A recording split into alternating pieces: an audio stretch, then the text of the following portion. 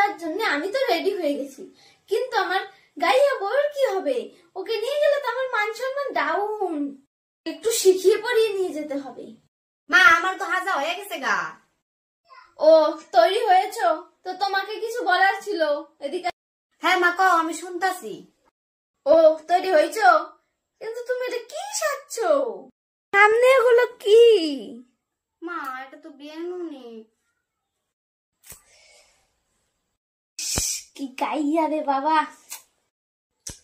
আচ্ছা যাই হোক, ওখানে গিয়ে তোমাকে যদি কেউ জিজ্ঞাসা করে যে কেমন আছো, তুমি কি বলবে? এটা আবার কি কথা? আমি ভালো আছি। ওহো, তাহলে আমাদের মান সম্মান কোথায় থাকবে? ওখানে গিয়ে বলবে হ্যাঁ আমি ভালো আছি। আচ্ছা যদি তোমাকে বলে যে তোমার শাশুড়ি মা কেমন, তুমি কি বলবে? আমার শাশুড়ি মেয়েরা আবার কি? আমি বললাম আমার শাশুড়ি আর কটকটি খাওয়ার মধ্যে কোনো তফাৎ নাই। কটকটি যেমন ঠাস ঠাস করে, শাশুড়ি যেমন ঠাস ঠাস করে। একে যে আমার ছেলে কি করে পছন্দ করলো।